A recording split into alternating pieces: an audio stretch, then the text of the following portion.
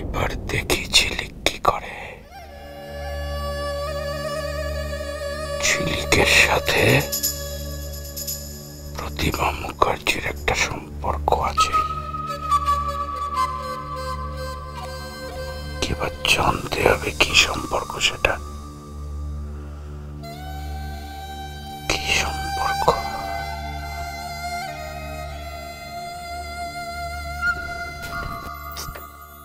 মা, এবার হাত খরচাটা একটু কমাতো মানিক। নে, আমি এমন কিছু হাত খরচা তোমার কাছ থেকে নিই না। আমার থেকে অনেক বেশি টাকা ওই ঝিলিক নেয়। ঝিলিকের মনি আছে, তোর কে আছে? কেউ নেই। কেন? মানিকের বাবা আছে। খরচা কর, খরচা কর, হাত খুলে খরচা কর। আরে কেন গরিবের মতো জীবন কাটাবি? তুই না আমার ছেলে। বাবা, আজ একটু উল্টো সুরে গাইছো দেখছি।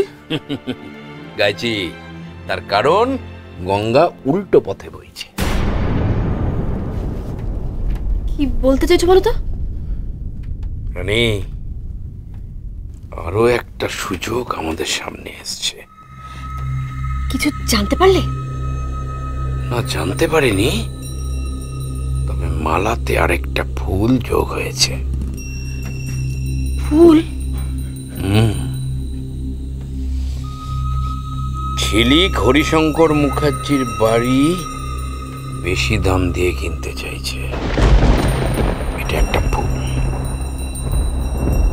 ওই বাড়ির মেজ বৌমাকে নার্সিং হোমে রেখে বিনা পয়সায় চিকিৎসা করাতে চাইছে ঝিলিক। ওটা আরেকটা ফুল। আরো কয়েকটা ফুল যদি জোগাড় করতে পারি, তাহলে পুরো মালাটা গেঁথে ঝিলিকের গলায় পরিয়ে আমি বিদায় সম্বর্ধনা জানাবো। বাবা, তুমি হঠাৎ কবি হয়ে উঠলে কেন? এমনি এমনি, আজ মনটা বড় ভালো রানী। আচ্ছা, তুমি আমাকে একটা বুদ্ধি দেবে? তুমি আমার কাছ থেকে বুদ্ধি নেবে? মা, গঙ্গা সত্যি উল্টো বইছে। অনেক মাঝে মাঝে মেয়েদের থেকে বুদ্ধি নিতে হয়।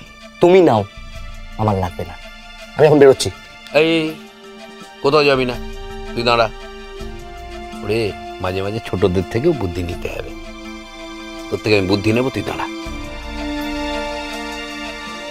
কি বুদ্ধি দিতে হবে তোমায়? বুদ্ধি?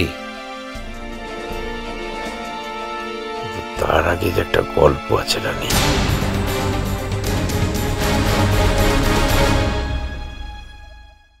কি বলছো তুমি? ঠিকই বলছি, পুরো ঘটনাটা তো তোমাদের বললাম।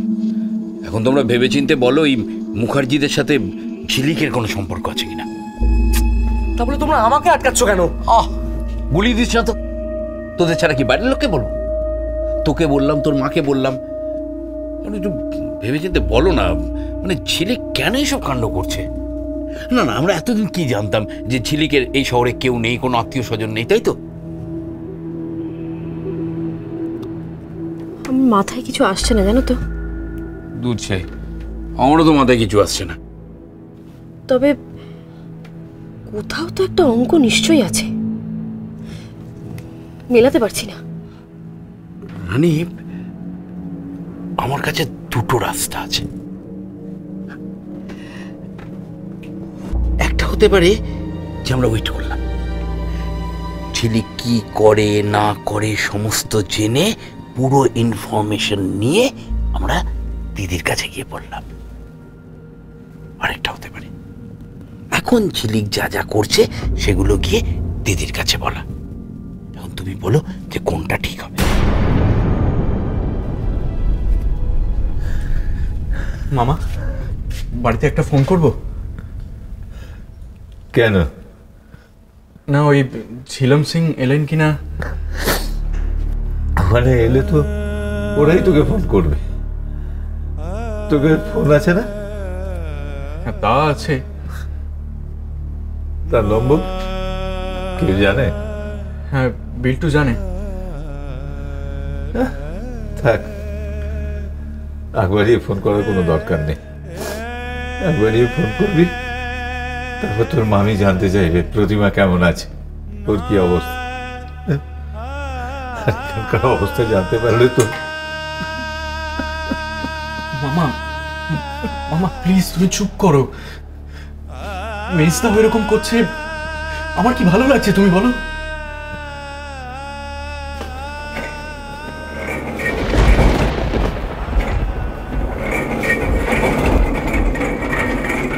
দাঁড়ান দাঁড়ান দাঁড়ান, কোথায় যাচ্ছেন আপনারা? এই ঘরে পেশেন্ট আছে, ওনাকে বাইরে নিয়ে যেতে হবে। না, ওনাকে বাইরে নিয়ে যাওয়া যাবে না। কেন ঝামেলা করছেন দাদা? আমাদের উপরে অর্ডার আছে, ওনাকে বের করে দিতে হবে। থাকুক অর্ডার, অর্ডার থাকুক, আমরা পেশেন্টকে এখান থেকে নিয়ে যেতে দেবো না। কি করবেন তার জন্য? গায়ে হাত দেবেন? মারবেন? মারবেন আমাকে? মারুন, মারুন আমাকে। দেখুন, আপনারা কিন্তু বেশি বাড়াবাড়ি করছেন।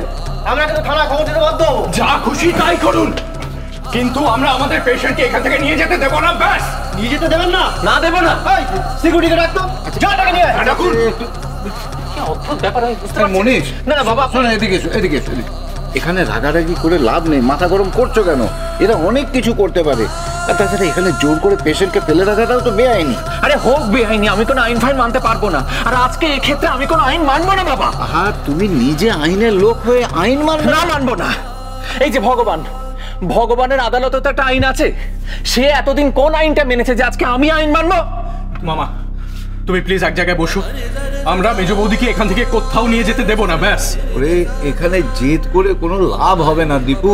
এখানে ফেলে রাখলে কি প্রতিমা ভালো হয়ে যাবে? রাস্তায় রাস্তায় তো ঘুরতে পারবো না মামা।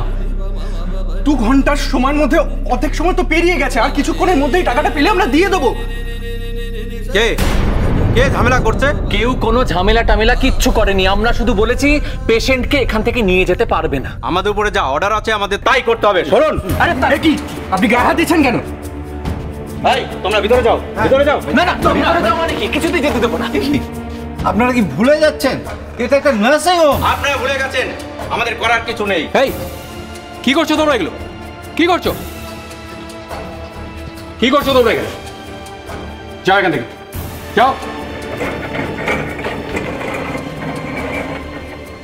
আচ্ছা শুনুন, মালিক পক্ষ থেকে এইমাত্র ফোন এসেছিল, আপনাদের পেশেন্টকে এখান থেকে বার করতে এখন বারণ করা হয়েছে।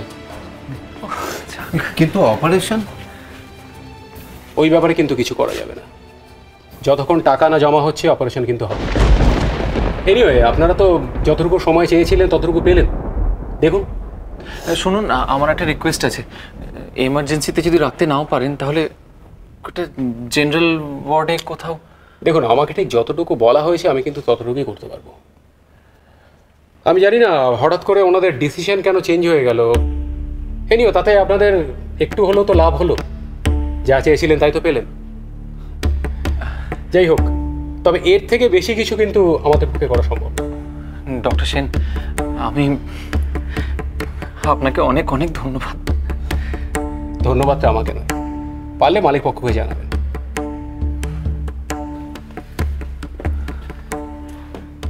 দেখেছো মেজদা, আমি তোমায় বলেছিলাম না, ভগবান আছে, ভগবান আছে। তুমি দেখো, এবারে সব ঠিক হয়ে যাবে, সব। তো একটা কথা আমার মাথায় ঢুকছে না বাবা, ওরা ওরা হঠাৎ করে রাজি হয়ে গেল কি করে? ও কি উইদাউট অ্যাডভান্সে অপারেশন করে দিতে বলেছে? না না না, তা বলেনি, কিন্তু আমি অন্য ভয় পাচ্ছি দিদি।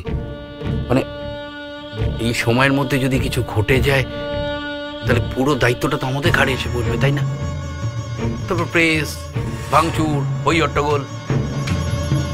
আশ্চর্য, ছেলে কেন এরকম বিহেভ করছে আমি কিছু বুঝতে পারছি না। দিদি, পেশেন্ট হচ্ছে হরিশঙ্কর মুখার্জির ছেলের বউ। কি? তোমায় ছাড়া ঘুম আসে না।